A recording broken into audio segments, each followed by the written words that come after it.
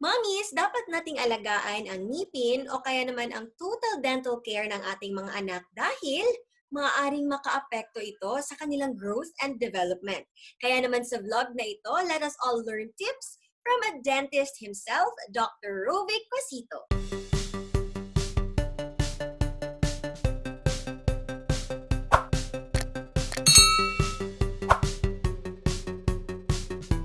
Hi, Doc Rovic! It's an Hi. awesome day today because we are having you here now sa aming vlog. Kumusta po kayo? And thank you so much for gracing our vlog. Now, I'm excited to share para naman mabigyan ng linaw at mabigyan ng advice ang ating mga aramamtics, ayan, mga mommies natin. I'm practicing my profession at Cool Smiles Dental Clinic. Ito po yung aming clinic ng asawa ko. So kaming dalawa doon, and hopefully my son, who is also a dental student, will join us after 3 to 4 years from now. Pero what I'm going to share to you, lalo sa mga mami, is achieving an awesome kid smile by knowing the early childhood dental issues. Gusto ko na magbigay ng overview kung ano ba tong early childhood dental issues. But before that, let's start with the eruption process of the kid's tooth. So, ito, kung makikita nyo po, ito po yung ating ngipin. Pag inopen mo yung bibig na nakaganon, ganyan po. Ito pong nakikita nyo sa taas are the upper teeth and the lower teeth. So, kadalasan po pag nakompleto sa mga bata, ang kanilang temporary teeth or yung tinatawag nating milk teeth na kinukuha ng ating tooth fairy, kunwari, ay tawag nito, lahat nun is a total of 20. Okay, so anim na incisor sa taas, anim rin na incisor sa baba, at 2 molar. So, tingnan natin, upper teeth, yung ating central incisors po, yung 2 dito, yan, tumutubo po to ng 8 to 12 months. Okay. Then, yan yung unang tumutubo sa baba, yung unang tumutubo na central incisor, 6 to 10 months, at yung sa taas naman po is 8 to 12 months. Okay. Tapos po, ang ating lateral incisor, kaya itong 2, yung dito ng mga bata, okay, tumutubo naman siya ng 10 to 16 months yung sa baba, so nauuna parati sa baba, at 9 to 13 months po ang sa itaas. Ang ating pangil naman, yung pangil ng mga bata natin, to 23 months or almost 2 years old na, at saka sa itaas naman po is 16 to 22 months. Yung molars naman natin is 13 to 19 months sa upper, at sa lower naman po is 14 to 18 months. At yung second molar natin nasa 25 to 33 months, which is almost hitting 3 years old na by this time. Okay, so parang 2 years old. At makikita nyo po, natatanggal siya ng ganitong age. 6 to 7 years old, mga age, nakikita natin dyan, 10 to 12 years old. So projected po na lahat po ng milk teeth ay matatanggal by 12 years old. Pero may plus minus to, okay? Pag sinabi kong plus minus, yung mga babae, sabi nila, mas maaga na lumalabas ang ngipin compared sa mga batang lalaki. Pero meron ngang mga instances na paminsan paglabas pa lang ng bata sa tiyan ng sa sinapupunan ng nanay ay may ngipin na. Merong instances na ganun. But so yun, ito yung eruption process normally. Why did I show this to you guys? Kasi importante na malaman natin. Kasi ibig sabihin, alam natin na dapat alagaan dahil importante ang milk teeth. Meron tong rason kung bakit to ginawa. At saka, ang iba kasi ang thinking nila sa milk teeth, okay lang yan, mapapalitan pa yan, okay lang na hindi alagaan kung masira. Diba? Ganon. Well, hindi po yan totoo. Dahil importante ang temporary or milk teeth dahil ito ang magiging guide ng permanent teeth. Okay, so kung nawala earlier ang milk teeth, ibig sabihin may possibility na sumungki or hindi maka-erupt yung permanent teeth. And kapag napapansin nyo doon naman sa mga mixed dentition ang tinatawag natin ito yung kung saan nandyan pa yung milk teeth at tumutubo na yung permanent teeth, pag nakikita nyo ng sungki na siya, ideally, you should go to the dentist to have it extracted. Kasi hindi siya nag-follow. Kasi ideally, kung ito yung ngipin, yung permanent ay dapat tumutubo upright sa likod na pinupudpud niya yung root ng ngipin para matulak niya. Kaya naman yung paminsan, madali lang tanggalin yung mga temporary na ngipin. Pero pag hindi siya tumubo ng ganun, medyo backward siya, Yun, hindi umuuga yung temporary pero lumalabas na yung permanent. So, yun yung about sa eruption process natin. To the anatomy of the tooth. Ayan, nakikita mo naman ang cursor ko, di ba? Tsaka mga Yes. mami natin dyan. So, etong dito sa left side na makikita mo na buo yung ngipin at saka may gums at ito yung nakadissect ng ngipin. Okay, to make it simple lang, ganito lang po. Ito gums, ang nakikita natin gums at saka itong crown lang. Actually, hindi natin nakikita yung root ng ngipin. Pero divided lang po to siya into two basic part, which is the crown, yung nakikita natin, at yung root ng ngipin. Tapos yung gums. Pero pag dinisect mo na, nasa loob nun is yung bone na humahawak sa ngipin mismo and etong nerve na nasa gitna ng ngipin and i-divide mo yung ngipin into two layers, which is the first part is the enamel. Yun yung pinakamatigas na parte sa ngipin natin at sa katawan natin at yung dentin. Okay. So, bakit ko diniscuss ito? Dahil importante malaman natin yung layer. Dahil unang sisirain yung enamel, pagkatapos, pag umabot na sa dentin, papunta na siya ng nerve. At pag umabot na sa nerve, ibig sabihin, doon na sasakit ang ngipin. Stages of tooth decay. Ayan. Ito yung una, decay in the enamel. So, makikita nyo po na yung enamel na tulad ng sabi ko, doon pa lang po ang sira. Okay? Then the second is the advanced decay. Yung umaabot na konti sa ating dentin. Okay? Pero hindi pa talaga nag-penetrate. Ito, incipient pa lang, maliit pa lang. Ito, nakapasok na, papunta na ng second layer. Ang third is decay in dentin. This stage is slightly painful. Okay? So magdepend na kasi ang mga bata naman, wala yung iba, kundi masakit, iiyak, 'di ba? Ganun lang 'yun eh. Hindi sila maka-define pa na hindi mo pwede sabihin na okay, define the pain from 1 to 10, 5.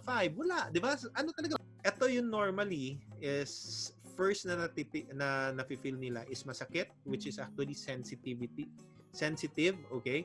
Na pag uminom or kumain sila ng anything matamis, ayan, meron ng trigger, masakit na. Okay? Pero hindi pa umabot sa nerve. Okay? Normally, itong 1, 2, 3 ay kaya pa ng pasta. Ito, medyo pa. Pag hindi pa masyado malalim, kaya pa ng pasta. Kung malalim na, meron na tayong treatment dyan. Ang tinatawag na treatment dyan is pulpectomy. Okay? Yung pulpectomy is tinatanggal tong sira, lalagyan ng gamot, naka-anesthesia ang bata, tapos isasarado. Okay? Okay, pag yun, malapit na talaga sa nerve. Okay? Pag decade in the pulp na, ito na yung very painful na. Okay? Ibig sabihin, posible na namaga. Ayan. Kapag na very painful na, wala pang infection, pwede pa yun ipulpotomy. Ibig sabihin ng pulpotomy is i-open to, tatanggalin yung nerve, lalagyan ng gamot dyan, parang root canal sa mga bata. Pero hindi masyado tulad kung sa matatanda na nililinis talaga. So, we make the medicaments do the thing. Okay? Kapag namagana siya, hindi na siya pwede ipulpectomy or pulpotomy. That's when we extract the tooth. Okay? Kasi infected na. Okay, bakit po? Dahil pag infected, di ba? Tandaan nyo yung sabi ko sa start, pag tumubo yung ngipin, ideally tumutubo siya dito na tinutulak niya yung temporary ng ngipin. Pero pag may infection at nandyan yung ngipin, posible yung infection sisirain niya yung tumutubo ng ngipin. So ideally, binubunot ito. At pag nabunot ang temporary teeth at wala pa yung kasunod na tutubo o yung permanent teeth, ay dapat nilalagyan ng space maintainer. Okay?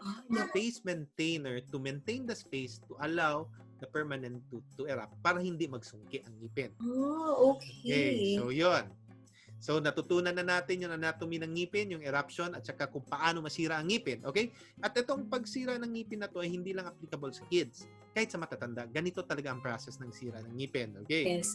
So, ano yung cause? Bakit nagkakaroon ng tooth decay? Ayan. Kasi may prior sa interview natin ngayon, may mga mommies na nagtanong, napapansin daw nila yung teeth ng kanilang anak ay yellow na, minsan may brown na. Is that a sign of a tooth decay na raw? Lalo na sa front teeth, Doc, ha? So, ano rin yung cause nito? Okay.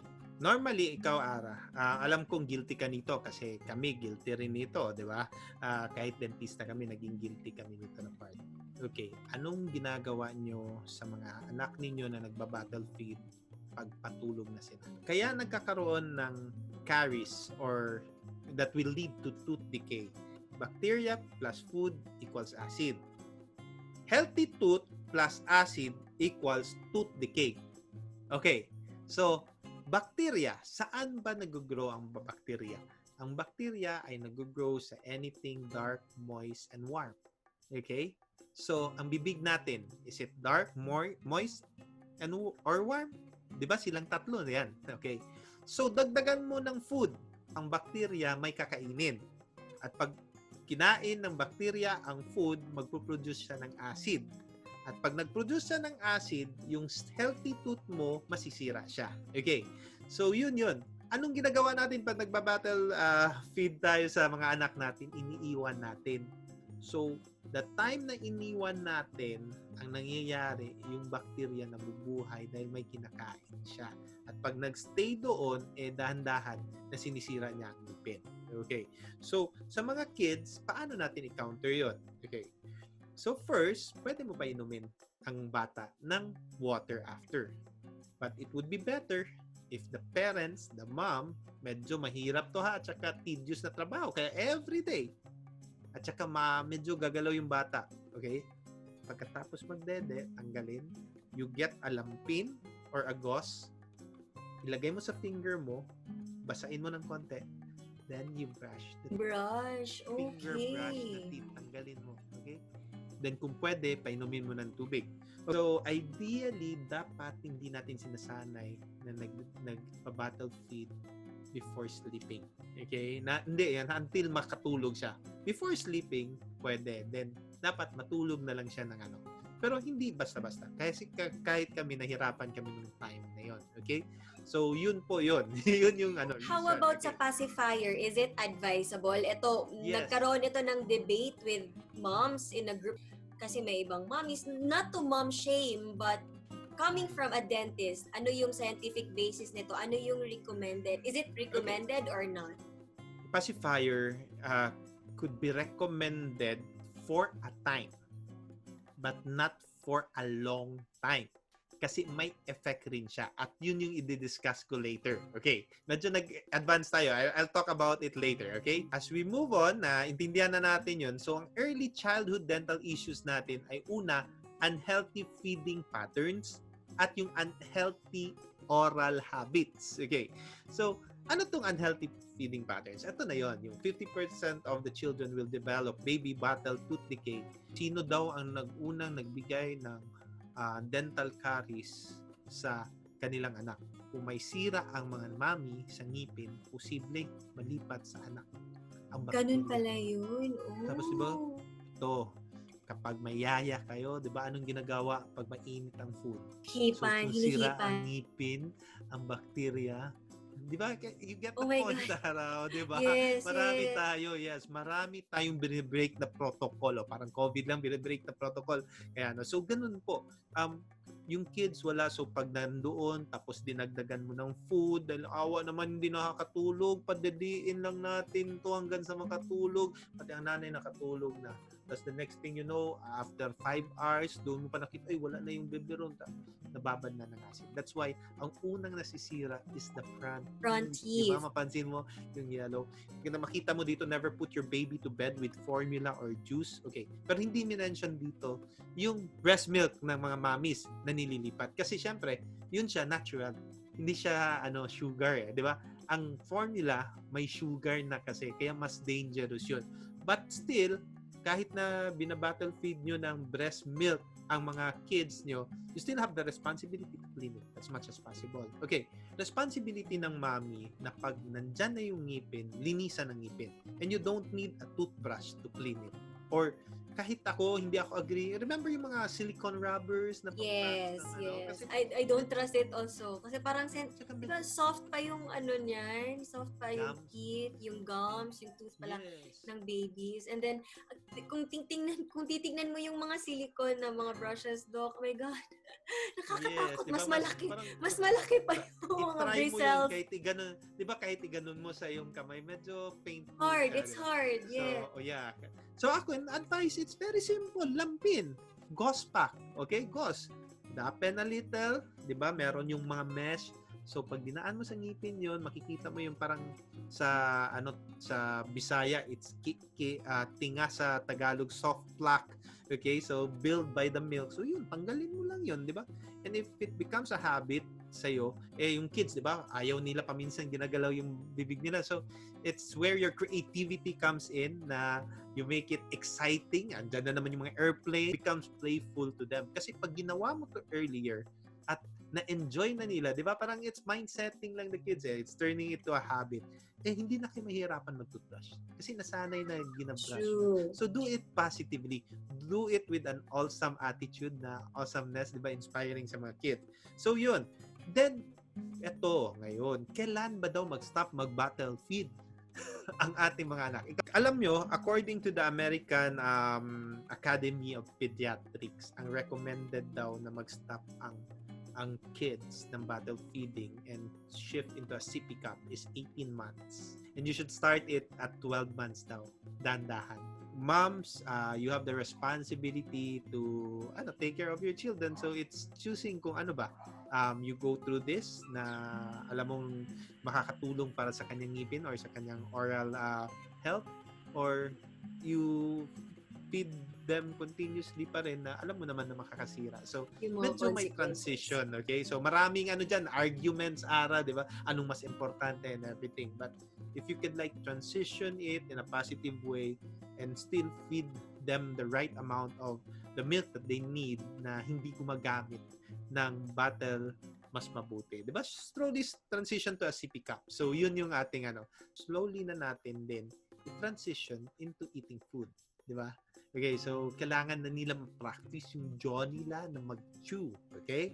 Kailangan na ma-practice ang jaw nila mag-chew. At dito yung tanong mo na ano yung pacifier? At saka merong iba na hindi agree sa pacifier and Well, you can use the pacifier for a time. Kasi nga, di ba, to pacify the baby, yung maliit pa na umiiyak dahil gusto niyang meron lang siyang sinasak. Kasi nasanay sila magsak. So, you can use that for a time.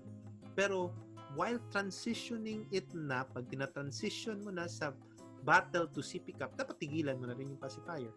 Sometimes, aside from pacifier, ang ginagawa nila, sinasak na nila yung kanilang thumb. But if you successfully transition them to a sippy cup, di ba? Maraming ways eh. Hindi ako pwede magsabi na ito yung way on how to transition it, di ba? So, pag naano mo na, mawawala rin yun eh. Kasi masanay na sila. So, yun. Why? Mamaya, i-explain ko anong effect ng pacifier, ng thumb sucking sa mga anak ninyo. Okay, so let's move on. Okay. So, another part also of yung tinatawag natin ng unhealthy feeding pattern is feeding them with sugary foods. So, hindi naman natin sinasabi na bawal kumain ng mga candies. Pwede naman, basta controlled. Pero as dentist, I don't recommend that they eat lollipop. 'Di ba? Pag lollipop ka or candy, ano bang normally pag kumakain ka, 'di ba? So it makes your muscle constrict here, prevents your mouth, your maxilla and your mandible to grow. Kasi yung muscle nyo nasanay na dito. So as much as possible na pwede iwasan natin, di ba? So yun, controlled and tawag nito in moderation, di ba? So, kids nutrition, it's the go, glow, and grow foods. And ang sabi nga natin, napalitan na lang natin ng fruits instead of candies, di ba? But again, even after eating fruits, we need to drink water. Yun ang importante. Sanayin natin ng mga kids, okay, drink water. Bahala na magkalat ang water dyan, basta mapainom mo ng water. Make it playful. You can be creative, di ba? Yung bonding ninyo bilang mommy at saka baby, or if iniwan mo sa kasambahay, then make sure na tawag nito ma-follow through nung kasambahay yung tinturo. Okay? Ito na yung sinasabi ko. Kung bakit yung pacifier and thumb sucking is dangerous, okay? Because if thumb sucking persists after the primary teeth have erupted, di ba? Natandaan niyo yung guide kung kailan tumutubo ang ngipin. So, again, pag tumubo na at patuloy pa rin, ang effect, it will cause open bite, okay, by thumb sucking. And number 2, it will change the growth pattern of the jaw. Yung mga busngi, Ganon. Okay? Bakit? Pag nakatamsak ka, prevented yung jaw na yung erupt. Tapos ito yung and misalignment of the teeth. Things very simple. Stop battle feeding as much as possible. Then teach them to chew. Teach them to chew and to swallow correctly. Okay? May mga ways and how to practice swallowing correctly. Okay? Ito lang paalala ko sa inyo. To remember how to have an awesome kid smile. Just remember 1, 2, 3, 4. First, pag 1-year-old or yung first tooth nag-erupt, you go see a dentist. Okay? Ha, Doc, pupunta na kami. Isa pa lang ganing ngipin ang lumabas. Yes, it's because you're introducing your kid to the dental clinic, to the dentist. Made it fun, yung kanyang visit. Hi, hello. That's why pediatric dentists are like that. The next, visit a dentist twice a year. But if the dentist recommends, dahil may problema yung anak nyo sa ngipin, pwede yun maging thrice a year or 4 times a year. So, depende yan siya. Okay? But normally, it's twice a year, every 6 months. Okay? Then, 3 is brush 3 times a day. Kapag early, nasanay mo na yung kid, okay, brush na tayo ng ngipin. So, pati siya, kahit nasa school na siya, pabitbitin mo ng toothbrush yan, masanay na. Kasi it's a habit and it's normal. Yung toothpaste, hindi ko lang nalagay yung picture. Imagine it, pea size. Boy bawang, di ba? Isang pea yun. Ganun lang kaliit, okay? Sa mas younger pa, pag 2 years old and above, pea size. Pag younger pa ng 2 years old, it's grain size. Grain. Grain ng bigas. Yes. Grain, so okay. Grain ng bigas, okay? Then yun yung recommendation namin ko. Hindi kailangan mabula and everything. And iwasan niyo kung minty kasi 'di ba kids normally doesn't want minty toothpaste. Okay? Yes. So yun. And ano pa ba? Use soft bristles, okay? Small bristles. Huwag kang bumili ng malaking toothbrush para sa bibig ng anak mo na maliit. And still, kahit na 2 years old sila, I still recommend yung lampin or yung gauze pack kasi mas nalilinis pa. And this is the most important thing, Ara. Supervised brushing. Mommy or daddy, kayo pa rin ang mag-toothbrush sa anak ninyo for a period of time, maybe until 4 to 5 years old, and when they know how to hold the toothbrush and you can see them brushing, you still look at them brush their teeth. Doc, how about dun sa mga dun sa mga toothpaste na parang pwede daw maswallow? May advisable ba yan? Paste, kung maliit na ilalagay mo, di ba? Kung grain size and pea size na, halos wala ka nang maswallow. Kasi maliit na masyado. Sa teeth na diba? siya, okay. Yes. And normally, ang advice, after brushing, hindi ka na gargle. You should just spit. So, turuan mo yung bata na brush, spit, brush, spit. Okay, why? Because we wanted the fluoride content to stay. Because until now, ang pinaka-best pa rin na kasangga natin pagdating sa strengthening the tooth is the fluoride. And that's number 4. 4. Pero hindi siya 4 na number 4. 4, F-O-R, stronger teeth. We need fluoride. Okay? Kasi yun pa rin. Okay? Yes. Yun pa rin yung importante. Okay? So, yun yung 4 awesome points on how to brush your teeth. Okay, gusto ko lang to ipakita, R, kasi 'di ba there's always this question about fluoride content. And wala pa talaga Yes. kailangan ng ngipin natin para maging matibay ay fluoride. So the frequency is like this. There you have it, mga mommies. If you still have questions, please feel free to comment below, or you can also ask me incognito sa aking social media account or kay Doc Rovic na social Yes. media account. So, If you have questions maybe for your dental needs, pwede nyo naman ako puntahan sa aking own page, which is Rovic Quasito or at Allsam Rovic.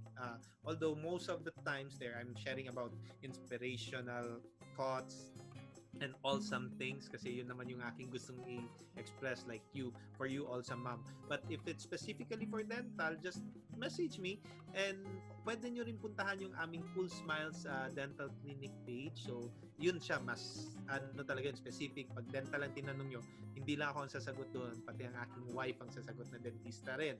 So, yun.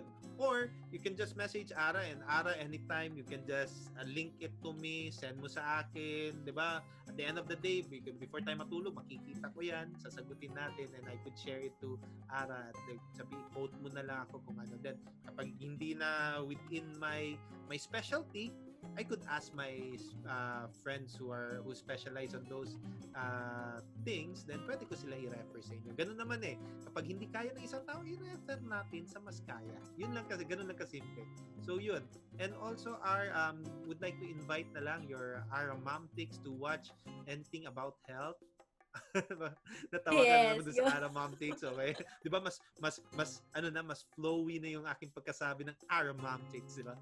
So, Hi Doc po happens every Mondays and Thursday night 8 p.m. At abangan nyo po anytime, long overdue na to, dapat nung quarantine period, maglalabas ako ng isang awesome show wherein I'm going to share more about awesomeness, success in different fields, and if you are interested, abangan nyo rin na meron kaming gagawin na Facebook branding and Facebook marketing awesome jump starting. So sa mga mami dyan, ng mga businesswomen to know how to brand themselves. Like Ara is perfectly branding herself sa YouTube and making sure na siya yung Mami Ara na nakakatulong. So kayo rin, pag meron rin kayo konting negosyo, we could help on that. Kami ng partner ko na si Hilmar Padua. So yun, just spread awesomeness. Ayan. That's so useful and very helpful, Doc Rovic. Thank you so much for gracing again our vlog for this day. For sure, ida-download na ito ng mga mommies. Marami po kayong matutulungan ng mga mommies. Totoo yan, naniniwala ako na pag masakit yung ngipin, nako, bad trip na buong araw yung ating mga anak, lalo na rin yung mga mommies. Yes. Ara, to add lang pala, meron ta akong normally daw, children na may problema sa ngipin will mag-absent sa school twice as the normal kid. Okay? And he will miss school daw twice the normal kid. Okay? So, di ba, isipin mo, hindi matututo yung anak niyo because of that. So, as early as now, try to prevent it. It can be prevented. Last thing, I forgot about this, but this is very important. Meron tayong tinatawag na 6-year-old molar. By the age of 6 or late 5-year-old ng mga mami na ng mga kids na babae, okay, may tutubo na molar sa likod ng molar ng temporary. Paminsan na may mistake nila to as a temporary tooth kasi nga bata pa 5. So, pag tumubo na lahat ng ngipin, so very simple, bilangin nyo from here to here at the age of around 5 years old, okay? Kung 20 na, kung 10 na sa baba, 10 na sa taas, yung tutubo sa likod nun is called the 6-year-old molar. Okay, sometimes sa babae, early siya lumalabas. Okay? Parang late ng 5 years old, lumalabas na siya. Please do take care of it. And if you can go to the dentist, I'm sure the dentist will recommend sealant. Okay? Ang sealant, kasi di ba ngipin natin maraming groove. So kung wala pa siyang sira, we could put a protection wherein yung grooves will be filled in with sealant at maiiwasan na yung food na papasok doon na hindi maaabot ng toothbrush is masisil. So mas lesser chances of it getting caries. Thank you so much, Doc Rovic. Thank you so much. I hope next time you are still available para mag-guest ulit dito if ever may concerns naman yung mga mommies again about the dental care of their children. Thank you so much, and thank you so much for watching, mga mommies. Until our next episodes. Bye!